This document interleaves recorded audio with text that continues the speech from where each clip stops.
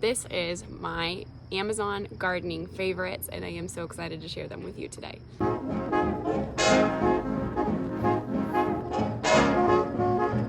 Hello and welcome to Mama's Little Homestead. I'm Samantha Stevenson, encouraging you to grow where you are planted. We are planted on 1/3 of an acre in the Snake River Valley of Idaho. And today I thought I would do something a little bit different. Normally I'm trying to show you what it is we are doing in each season and in each week around our little property to grow as much food as we can for our family.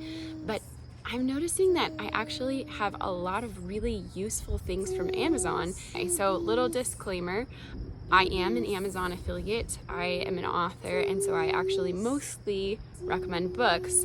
As you will see throughout this video, I am actually using every single thing I recommend and a couple of things I don't recommend. This is my Amazon gardening favorites, and I am so excited to share them with you today. First up is the newest addition to the garden. I am so excited. My husband got me this greenhouse for my birthday. It is 4x6. It's actually a little less than 4x6 because we put it on 4x6 of pavers, and it fits perfectly, so you don't actually have to go larger if you are working with a small footprint. It was very affordable. It was not the easiest to put together. If you are directions illiterate like me, that's probably going to be something that you would need to get help with.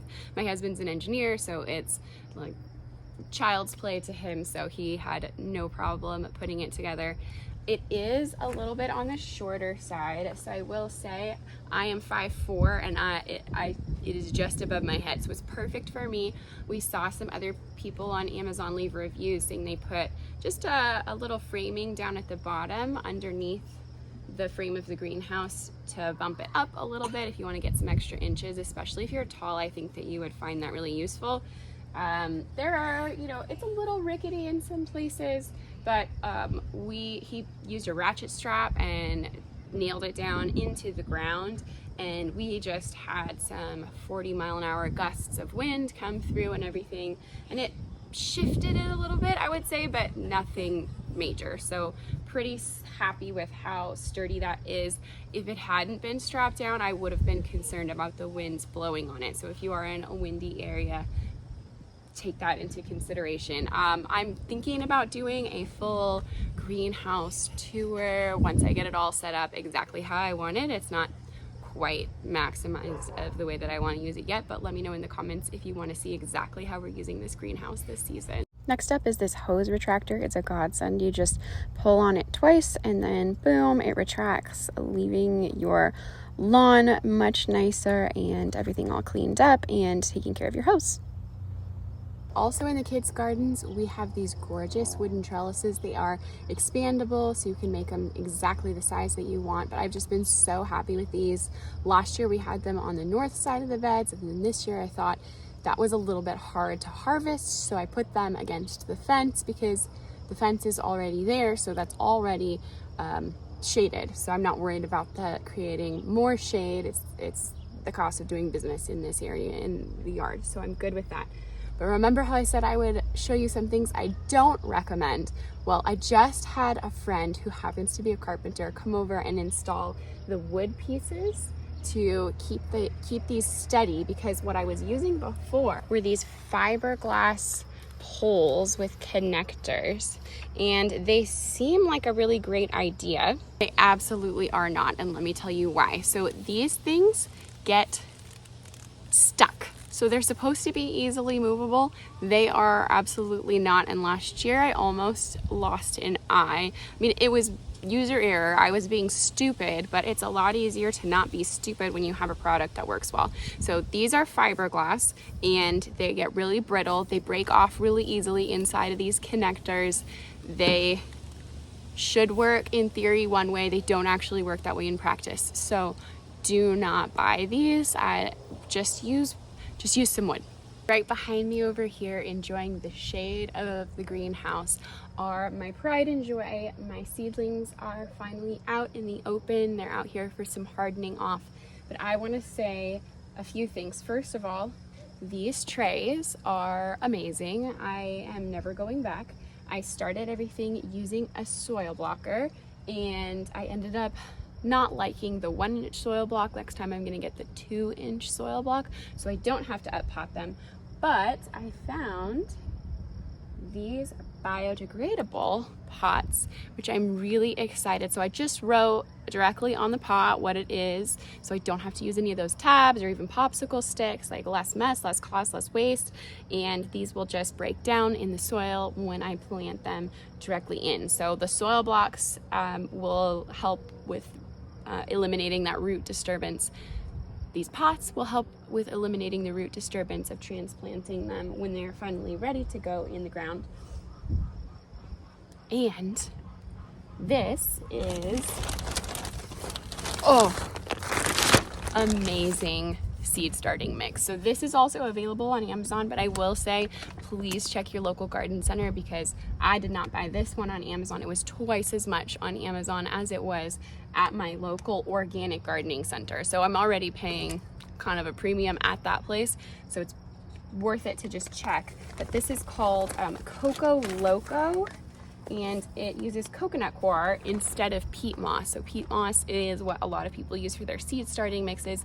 It's really bad for the environment. Coconut coir, on the other hand, is actually a byproduct of all of that coconut milk and coconut water that we're drinking. It's already being used, it's already a waste product, and then they can use it and repurpose it for this seed starting mix, which I have absolutely loved. So Fox Farms is the company that makes that. It also doubles as a great doorstop, because that is one of the flaws of this greenhouse, is that it does not have a hook to keep the door open. So out here in the kids' gardens, I really want to show you this mulch. This is my favorite mulch that I have used so far. It is straw mulch, and one of the concerns with straw mulch, of course, is that there might be weed seeds in it. It might be kind of counterproductive. I've had the best luck with this brand. It is called Garden Straw. Like I said, we had 40-mile-an-hour gusts of wind the other day, and it all stayed put. I have it in the back garden as well, and I've just been super happy with how it keeps away the weeds and helps us to retain moisture. I will say the price point is a little bit higher on this, but I do feel like you're getting a great quality, and one bag lasted for all 5 of these raised beds that are 8x4. It is going to last us for multiple seasons. So all of those things together, I think it's worth the extra cost. Here we are inside the greenhouse. Like I said, plenty of headroom for me, but you might want to take it up if you are a normal height person. So over here I have my little potting table station. This is my soil blocker. So I was just mixing up soil block yesterday. You just get that Fox Farms mix wet. You can do a DIY version, but for the amount that I'm doing, it's just worth it to me to have it already mixed up and not fuss with it. So you wet it up, you put it in here, and then boom, you make the soil blocks by squeezing that. This is what they look like when they come out. I do like spacing them out a little bit, because then you can water from underneath. This will be our second round of tomatoes. It hasn't come up yet. This is another brilliant Amazon find. So this actually tells me the humidity is in here. It is 64% humidity. I water everything down this morning, so that makes sense. And it tells you what the lowest it's been in here. So that's 10, its highest 86. Woo! And right now it is a balmy 75 degrees inside the greenhouse. And it has gotten as low as 46 and as high as 133.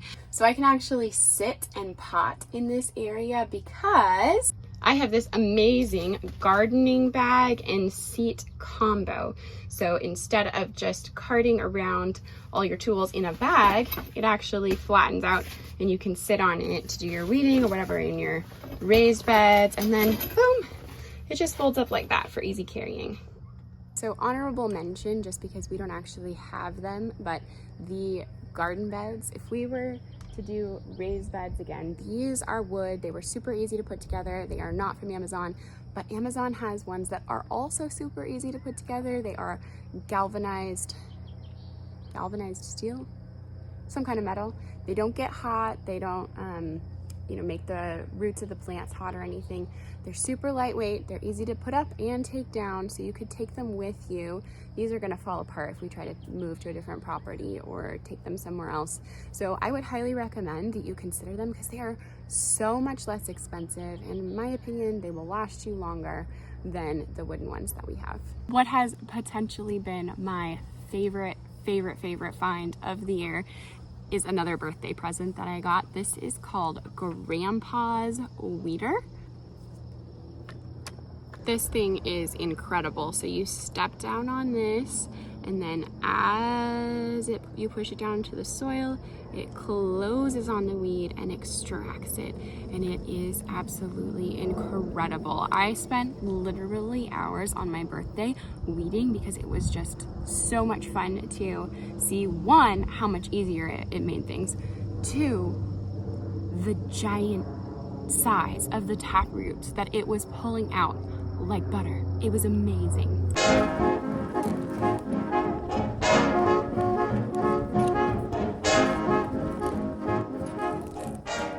And of course, in terms of enjoying the garden, I would be remiss if I did not mention our new patio table and chairs. We had some things out here. I've got my garden helper out here today. This is where I come out and drink my coffee in the morning, make all of our plans about what we're gonna do in the garden, or just observe. I cannot wait till this place is full of flowers so I can sit here and really just soak in the beauty and the magic and listen to the sounds of the garden and enjoy everything that the garden has to offer in terms of the sensory experience.